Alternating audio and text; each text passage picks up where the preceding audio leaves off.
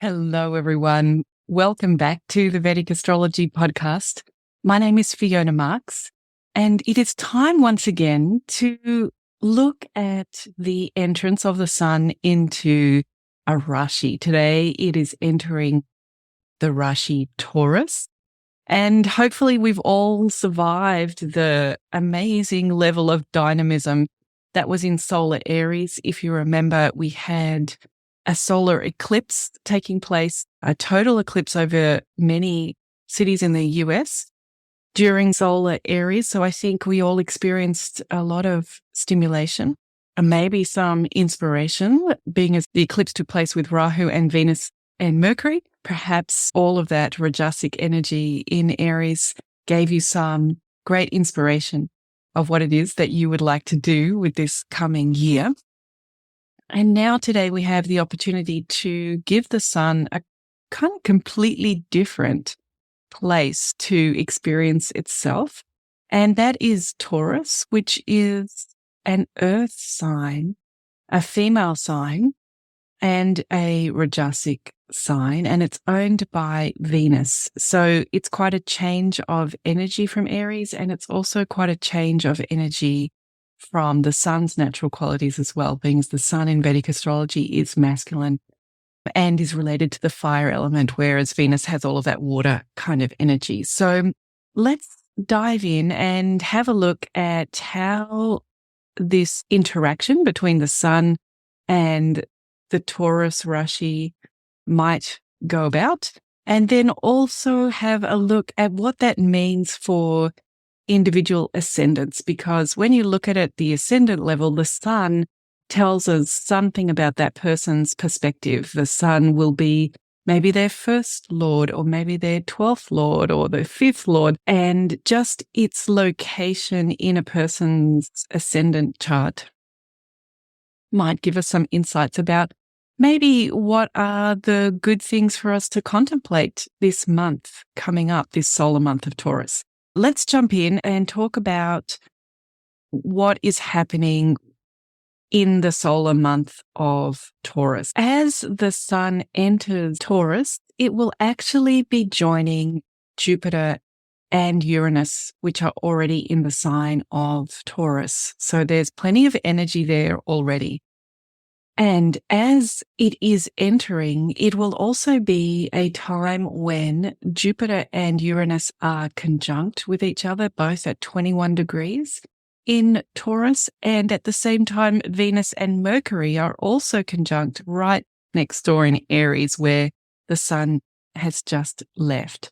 So there's some energy marking this transition of the sun into Taurus, which might be taking place for you on the 19th or the 20th of April, depending on where you are in the world. Very soon after the sun moves into Taurus, we're actually going to have a full moon. The full moon will be taking place in the very early degrees of Scorpio on the 23rd, 24th of April. So the full moon is happening at the beginning of this solar month of Taurus, whereas the new moon is going to occur in Taurus at 17 degrees, 2 weeks later in the month. Venus and Mercury are conjunct just as solar Taurus starts. And we must remember that Mercury is going backwards. And then Jupiter and Uranus are conjunct when the sun enters. And Mars is around about that same degree, but in Pisces. And so another thing that's going to happen this month is Venus will change signs from Aries to Taurus. That's happening on the 29th or 30th of April. And right after that, Mars is going to change from Pisces to Aries. That's around the 30th of April, the 1st of May. After that happens, the new moon will occur at about 17 degrees of Taurus. And at the same time as that, Saturn will be at 17 degrees as well. And then after that, Mercury is moving into Taurus as well. So towards the end of this solar month of Taurus, we're going to have a lot of planets in Taurus with Mercury, Venus, Sun, and Jupiter all there. And during this period, the Sun is going to conjunct Uranus and then really catch up to Jupiter, and they'll hang out for a few days together, and being as they're headed in the same direction right at the end of this solar month. And right before the end of the month, we get Mars crossing over Rahu just as the sun exits. So these are the main things that are occurring in the month.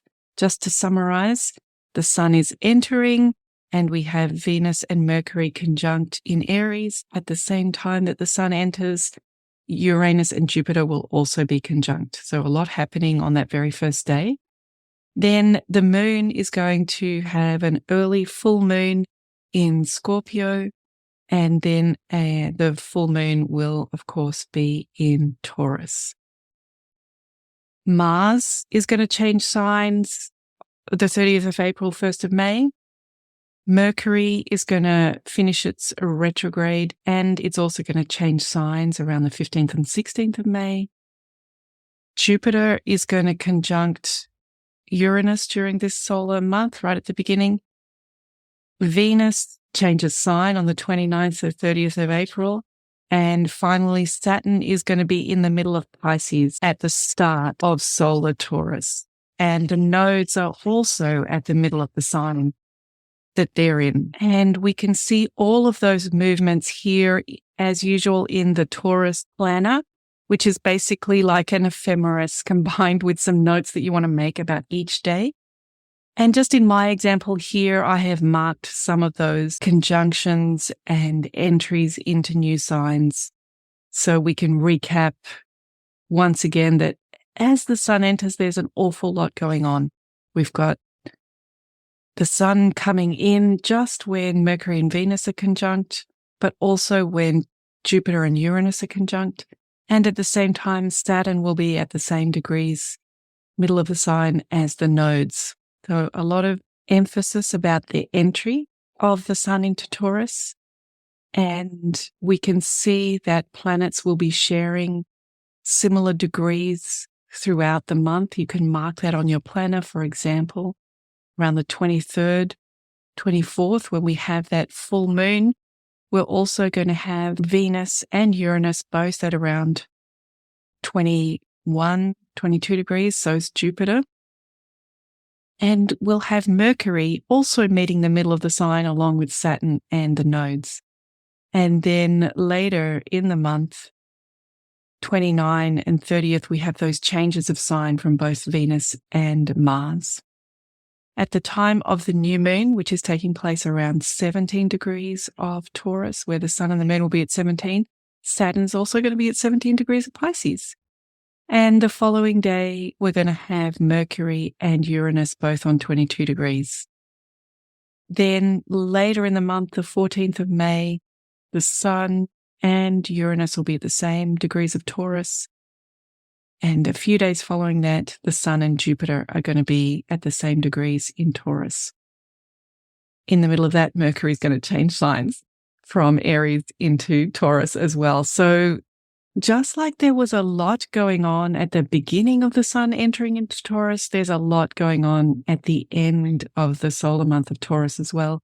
Finally, just adding that Mars will be at 14 degrees, the middle of the sign of Aries, which we know is right where Rahu is. So plenty of energy marking the beginning of the sun's entrance into Taurus and marking the exit of the sun as well. So what do we think it means for the sun to go and spend some time in Taurus? One of the ways to unpack this is to think about what are those characteristics of Taurus that we know about. And just last episode, Pratyush was here from Decoding Zodiac with Vedic Astrology, and he was sharing with us a way to look at the rashis. For example, noticing that Taurus is feminine, it's a fixed sign, it's an Artha sign, meaning it's associated with work. It's Rajasic, it's a merchant, and of course it has earth energy. And what about, do any of those kind of match up with the sun? That's when we feel like perhaps these planets and signs work well together, is when, or work easily together, is when the interaction is around similar characteristics. But in this case, we find that the sun has a masculine energy and Taurus has a female energy. So we're getting a bit of a mismatch then. The sun is sattvic and Taurus is rajasic. The sun comes from the warrior class and Taurus we associate with the merchant class. And their elements would also be different. So sun representing fire element and Taurus representing earth element. So we can see that we really haven't found a match in those major characteristics. There hasn't been some link between these two astrological components. Because really, if we think about summarizing what the sun is about, regardless of whatever planet it goes into, the sun, because of its masculine nature, is always going to be looking externally to how it can make an impact on the world. It's going to be interested in righteous transformation through leadership. So externalizing this righteous transformation through leadership would be the key phrase for the sun. Whereas perhaps when we think of a key phrase for Taurus, we might be thinking more about an internal stabilizing and grounding, a sort of nurturing energy, and also a very pragmatic approach to relationships. So this fixed earth sign of Taurus in some ways maybe is the least changeable sign in the zodiac. Sometimes we think of Taurus has a bit of a reputation for being stubborn. And there are many different ways why maybe it picked up this reputation, but one of them could be the fact that it's an earth sign that's fixed and also being feminine. Any changes that are happening are going on internally. So it's quite a strong change from Aries to Taurus. And maybe one way to think about it is perhaps Aries is that impulse to get things started. And maybe we can think about that as a seed. Aries is a seed in the soil and Taurus is the perfect soil. It's really is the earth sign. It's feminine. It's nurturing. It's moist or maybe even wet because of Venus. So this seed can get a lot of support in a way from Taurus. However, we might not see that because it's happening underneath the soil and the soil could get too wet. This is maybe the risk of Taurus for the sun is a seed needs a bit of moisture to get it going, but it doesn't want to be flooded. And if we think about the sun in Taurus from a Vedic astrology point of view, we would consider that to be a Lajjitaadi.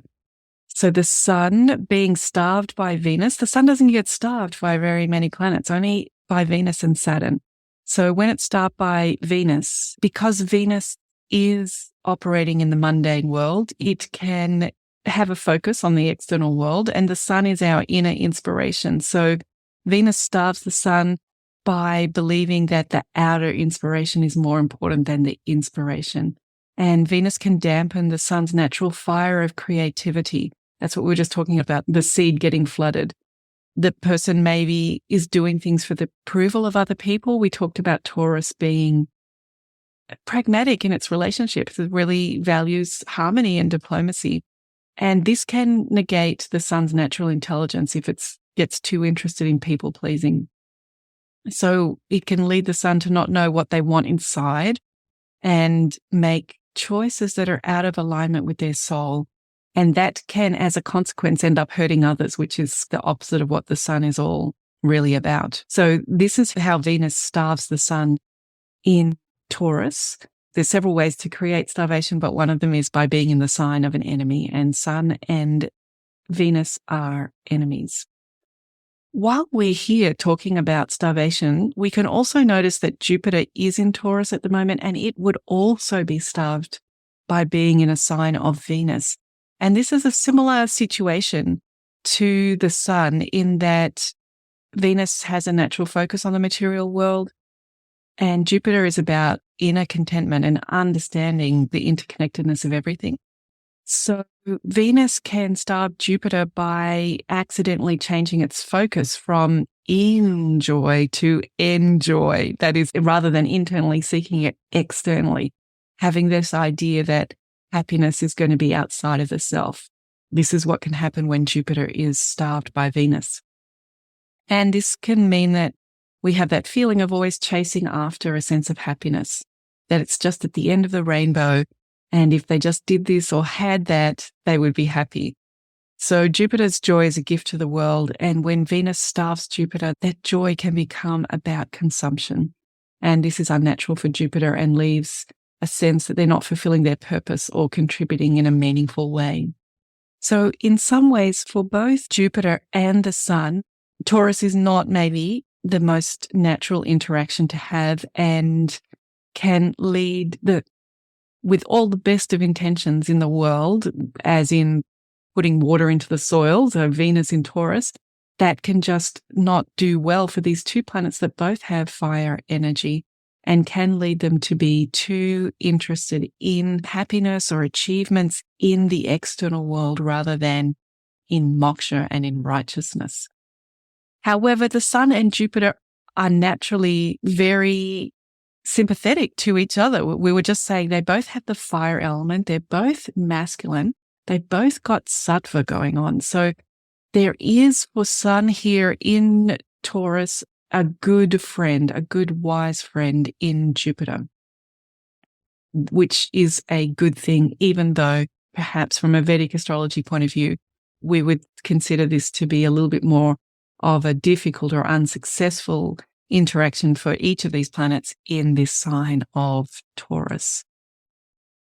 And as we think about what Taurus is offering as a feminine fixed sign, it's offering the Sun a chance to internalize all of that dynamic experience that we just had in Aries, which especially the eclipse that was involved.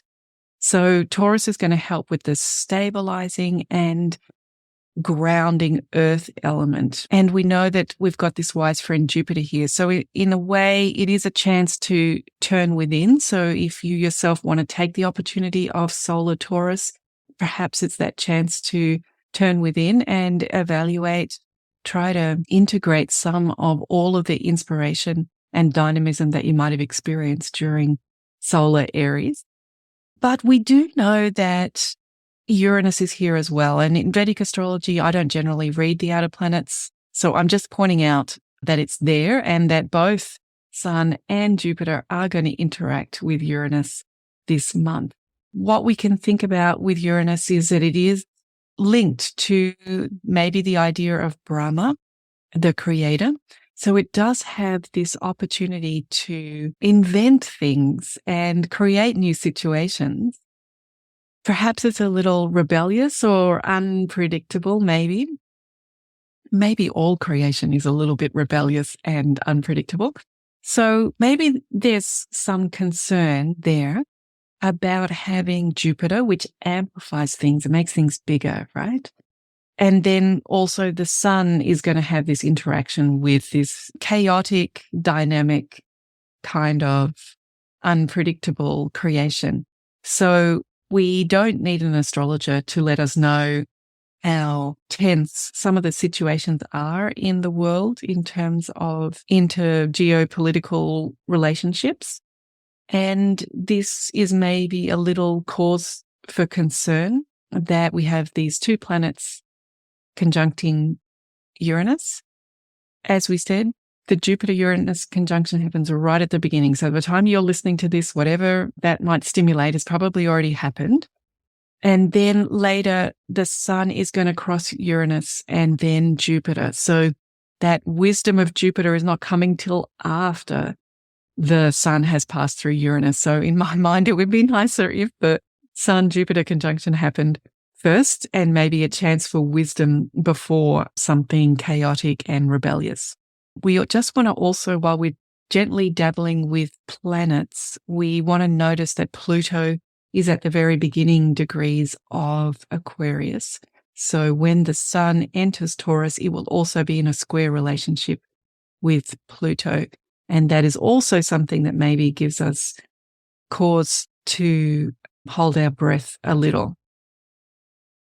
And for those of us that we don't often use the outer planets, we could just also notice that as this event happens, that the Sun is entering Taurus, even if we don't consider the outer planets, we do have Saturn in this inconjunct relationship with Rahu and Ketu. So there is maybe even a karmic feel even without the outer planets. There's some kind of Saturn in Pisces is resonating at the same middle of the sign energy that Rahu and Ketu are as well. The other thing to notice about that entry point is Mercury and Venus are conjunct, and that is a Rajasic combination. They're friends.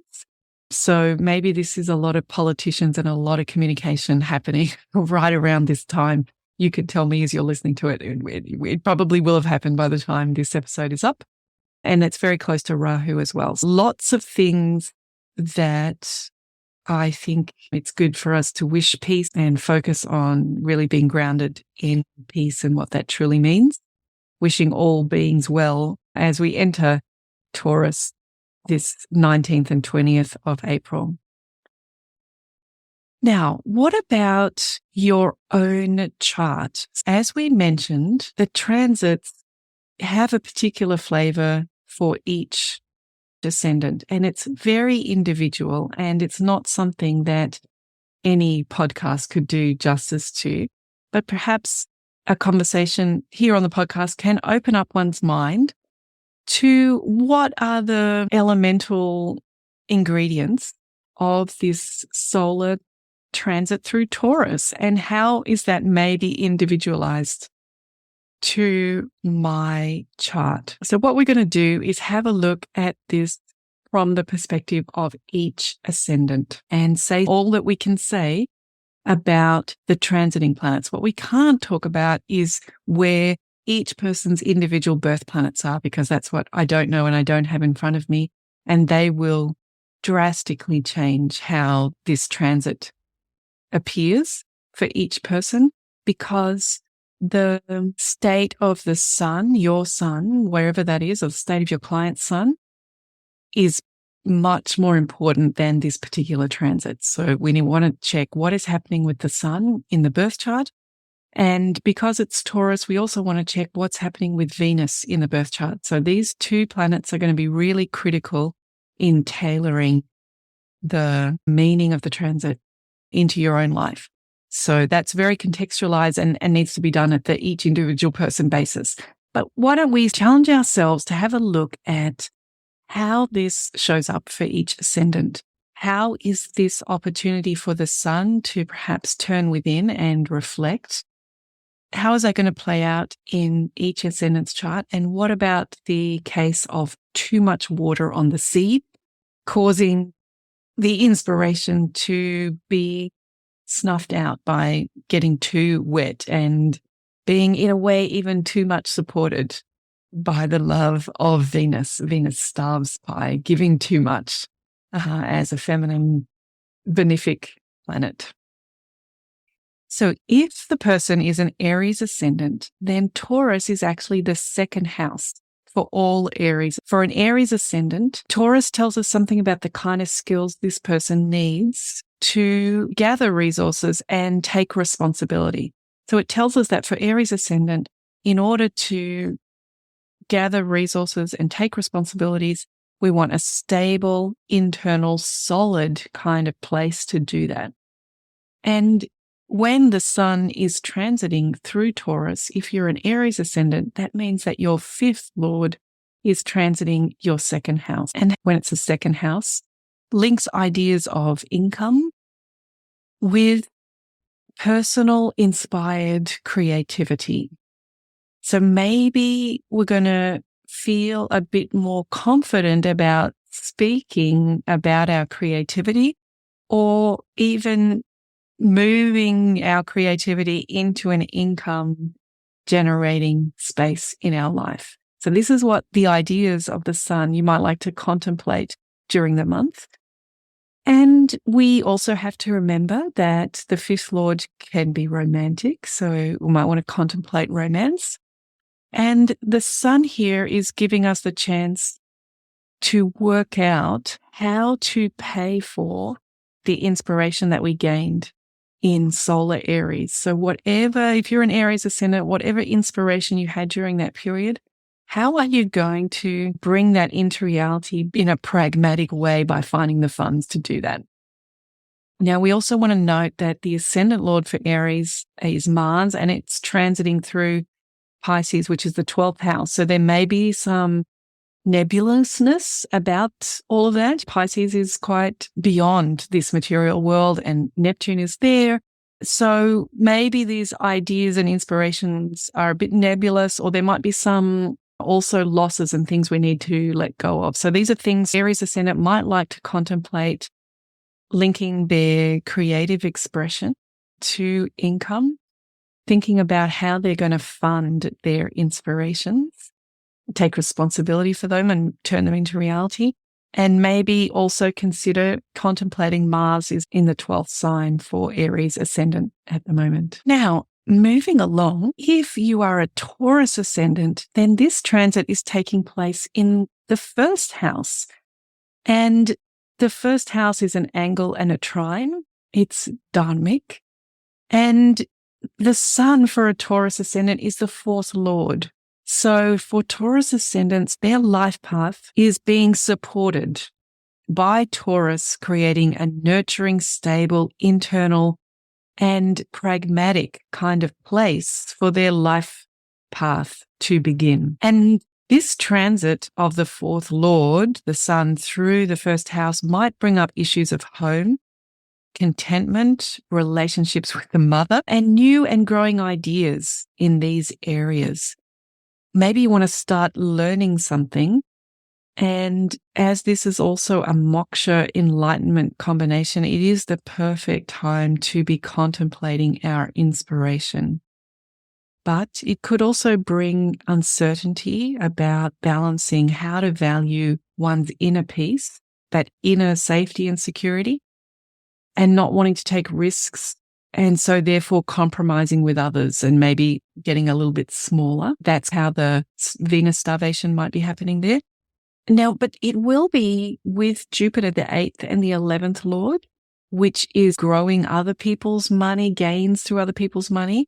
And once again, the ascendant lord is transiting through the 12th house. Some things that a Taurus ascendant might like to contemplate this Solar Taurus month is inner contentment, what I want to compromise and not compromise on, and what I need to let go of as my ascendant lord Venus is in Aries and will be joining into Taurus. So those are some of the things that Solar Taurus might provoke in one's contemplation if you're a Taurus ascendant. If you are a Gemini ascendant, this Taurus becomes the 12th house. And the skills of Gemini ascendant in letting go, that's what's being emphasized by Taurus, is giving these skills of being able to let go. So want to release internal, pragmatic, and material things. Remember that the moon is exalted here in Taurus. So for a Gemini ascendant, letting go of emotions can be very therapeutic as well. So maybe that would be one takeaway for a Gemini ascendant, is it's a nice time to contemplate what to let go of. The sun transiting Taurus for a Gemini ascendant reminds us of one of my favorite Gemini ascendants, Donald Trump, who is this month, in fact, being secluded away in a courtroom. So that's the 12th can have that sense of seclusion, either in this case, it's a courthouse, but it could be a hospital or a jail or a retreat facility, anywhere where we are away from that busyness of the marketplace. And so maybe a shorthand for thinking about the solar transit of Taurus for Gemini ascendants is to think of Donald Trump being removed from his daily activities and having to be courageous, the third house, and competitive, use his skills to fight for what he considers to be the truth, and really, in this case, fight for his freedom and liberty, his reputation. So maybe shorthand for Gemini can think about the sun, the third lord transiting over the 12th. But for the rest of us mere mortal Gemini ascendants, it can also relate to hobbies and travels or pilgrimages. And we might be getting help from our friends and our younger siblings. But it could have some frustration about compromising with others and having to let go of something. The sun might actually inspire us to let go of something. and the sun will be with the 7th and the 10th Lord, and the Ascendant will be transiting the 11th. So they're very powerful numbers. So for Gemini Ascendant, things to contemplate, what to let go of and what to compromise on, and maybe increasing our hobbies of contemplative activities of the 12th. So increasing our interest and hobbies in meditation or yoga or any of those kind of moksha-related, maybe 12th house activities. If you're a Cancer Ascendant, then Taurus becomes your 11th house. For Cancer Ascendant, gains are internal nurturing and grounding. And the moon, which is the Ascendant Lord, is exalted here. So it can be very stabilizing for a Cancer Ascendant to have the concentration on those long-term aspirations. And the sun transiting Cancer's Ascendant might inspire a person around wealth, because we've got the 2nd Lord of income transiting through the 11th house of gains. Perhaps multiple streams of income, or maybe even using money to make money, might make the Cancer Ascendant have an excellent reputation this month. And the only thing we want to be careful of is that Taurus is Rajasic and maybe a little bit too pragmatic, and perhaps taking the sun away from its righteous nature. So we want to think about whether this inspiration around wealth is a little too mundane, or is it truly auspicious and righteous, as the sun naturally has that kind of energy. Now, the moon is also going to be full in the 5th house for Cancer Ascendants this month. And this is also emphasizing that theme of investments, the 5th house of investments. And of course, it will be new in the 11th house, which is another financial house. And the sun will be with Jupiter, which is a karaka for wealth.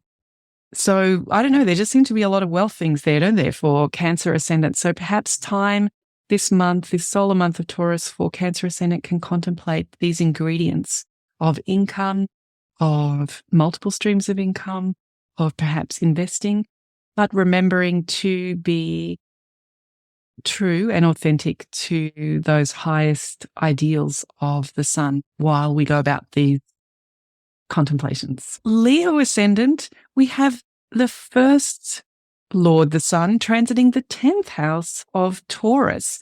So this tells us that for Leo, the career skills can be very stabilizing, pragmatic, and grounded. So what a gift that is for Leo Ascendant. And we have to remember that the sun actually gets Digbala when it's in the 1st house, as it would be in this case. So of all of the ascendants of the sun transiting through Taurus, perhaps this is where the sun can hear its own voice best of all, and maybe resist those risk-averse elements that are coming from Taurus, where Taurus just wants to nurture so much that it doesn't encourage any risk-taking. Now, the sun transiting Taurus might inspire righteous action about work, and remember that Venus, the owner of Taurus, will be in the 9th house by transit and then moving into the 10th house. So that kind of supports what we're saying there.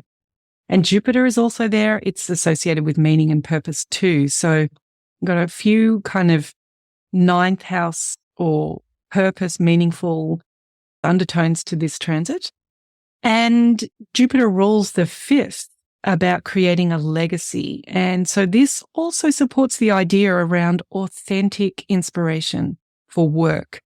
And Jupiter is ruling the 8th, which is in charge of kind of change and transformation. And Uranus is there, which is also about change too. So perhaps some things for Leo Ascendant to contemplate during this solar Taurus is about work, authentic work, creative work, that is grounding and linked to the material world. So yeah, happy contemplating on that one with Leo. Moving to Virgo Ascendant, and now we find ourselves with the 12th Lord, the sun. The 12th Lord is in the 9th house. And this tells us that for Virgo Ascendants, the skills of meaning and purposefulness are really internal feminine skills. They're very stabilizing and they're very nurturing, because that's what Taurus is telling us about this person's 9th house.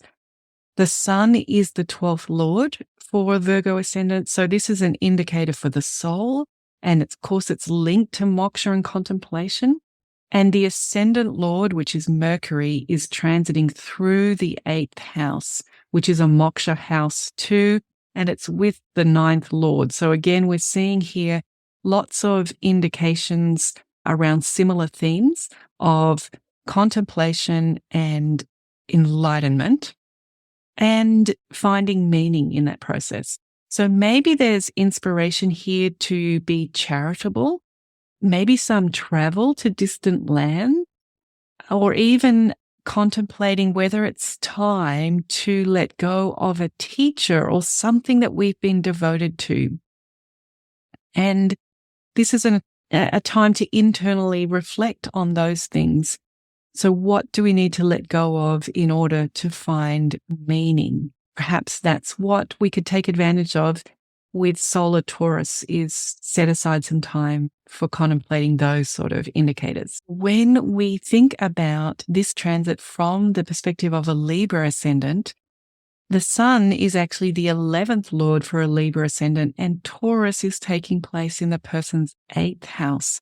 So this tells us that for Libra ascendant, the skills of transformation, which is what the 8th house is all about, the skills needed for transformation for Libra ascendant are internal, nurturing, and pragmatic. And for a Libra ascendant, the sun can be a little bit difficult because it is the 11th lord, which is the yoga breaker, and can really take a person away. So previously we mentioned that perhaps for Cancer ascendant, because the 11th house is, the moon is exalted there, perhaps aspirations can be helpful.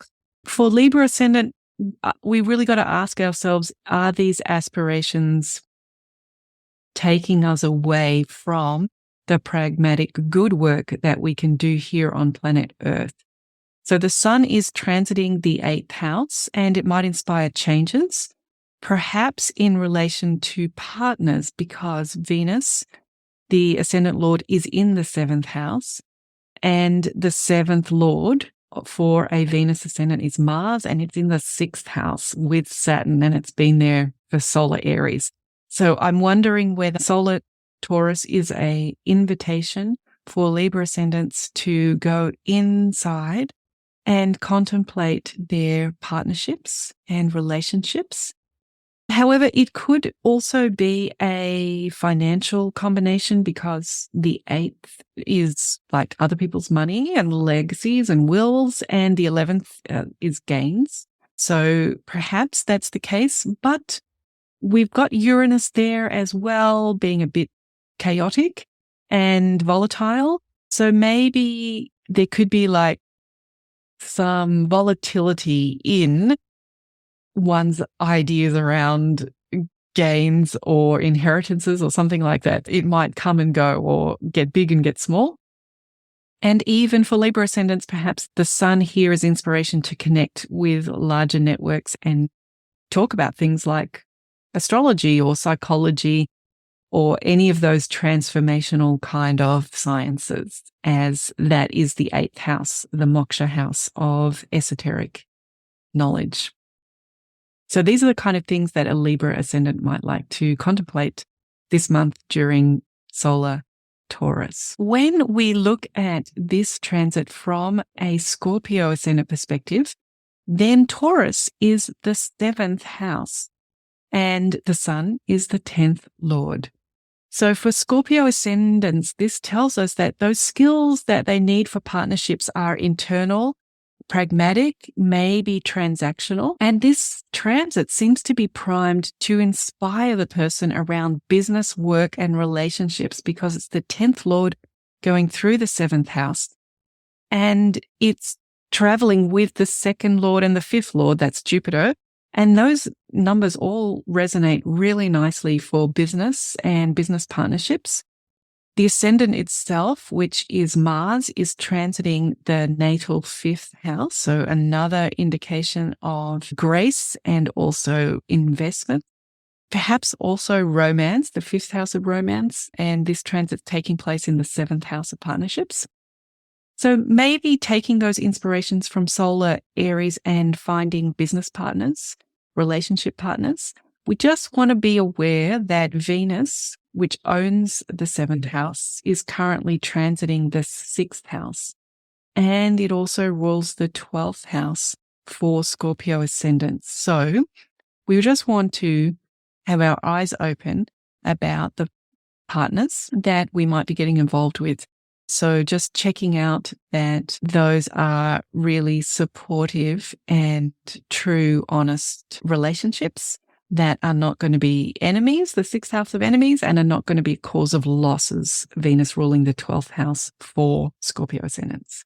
So these are some things to contemplate for Scorpio ascendant during Solar Taurus. When we look at this solar transit from the perspective of a Sagittarius ascendant, we find that Taurus is the 6th house for a Sagittarius ascendant, and the sun would be the 9th lord.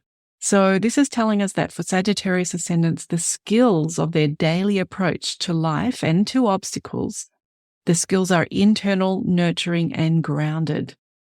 But we need to remember that Jupiter is starved by Venus. So the challenge can be having a benefic ruling the 6th, because we can be too gentle in our daily routines and we can be too gentle with our enemies.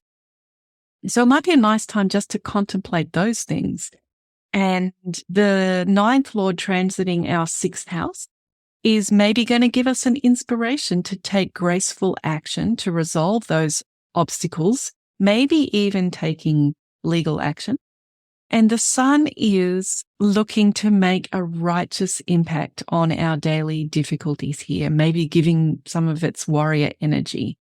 However, Taurus is very stable, and in some ways it almost makes it risk averse because it's so nurturing, not because it's fear-based risk aversion, but just because it's so the mother taking care of anyone who's in Taurus. So you might need to use that solar energy to have the consistency to take action here. Maybe that's what the sun is bringing. And remember, it will be with the ascendant lord. Jupiter is there as well for Sagittarius ascendant, and that also rules the 4th house. So that inner security and emotional security and inner peace and happiness. So yeah, the sun might bring some inspiration there. So that's something to contemplate. For a Capricorn ascendant, Taurus is the 8th house and the sun is the 5th lord. So the skills for Capricorn that are required to build a legacy are those slow, steady, grounded, harmonious progress that comes from Taurus. That is how Capricorn creates its legacy, the 5th house. And the sun's transit could inspire a moksha approach to our legacy because it's the 8th lord. And maybe our legacy is our children, or maybe it's our creative output. Maybe the sun is even going to inspire us to make some change or take action, or even wanting us to transform our relationship with our children or with our romances. It is a great combination for mantra, the 5th house of mantra, with the 8th lord, a moksha lord. So maybe this is a month for the Gayatri mantra here if you are a Capricorn ascendant. So these are some of the things to contemplate around our intelligence, the 5th house, and the 8th house of moksha and transformation for Capricorn ascendant. For Aquarius ascendant, the Rashi of Taurus is the 4th house, and the sun then would be the 7th lord transiting through the 4th house. So this tells us that for Aquarius ascendant, the skills of inner contentment are internal, nurturing, and grounding. And the sun transiting Taurus is maybe actually telling us something about our partner, because the sun here would be representing the partner, and perhaps the partner's going to have some inspiration about the home or improving the peace in the relationship. The ascendant themselves, the Aquarius ascendant, might feel responsible towards the home. And being as it's happening in a Venus sign, Taurus is a Venus sign, there might be an emphasis on a need for harmony, perhaps stabilizing any dynamism that happened for the partner during that Aries experience last solar month. So maybe this will even show up as inspiration to move home, to change home, because the 7th is the other side from the 1st. So maybe quite a move away from home. Maybe because Taurus is all about beauty, maybe it's going to be inspiration to improve, decorate the home. So these are some things to contemplate for Aquarius Ascendant. And then finally, looking at this transit from Pisces Ascendant, we find that Taurus is the third house for Pisces Ascendants. So it tells us that the skills of courage and adventure are internal, integrative, and harmonious for Pisces Ascendant. The Sun, when it's transiting, would be the third lord. So maybe it's going to be the inspiration to implement daily action that improves our hobbies and interests. Maybe it's going to improve our hobbies and interests around nurturing ourselves, being as it's in Taurus. And the Sun could bring some obstacles to encourage this person to find their courage and their self-value by taking action. So the challenge here is that Taurus is going to want to nurture and stabilize.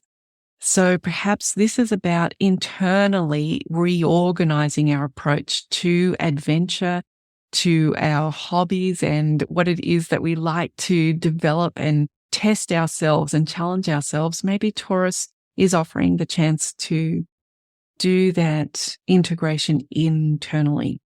So these are some ideas of what Pisces Ascendant could consider and contemplate during this solar month of Taurus.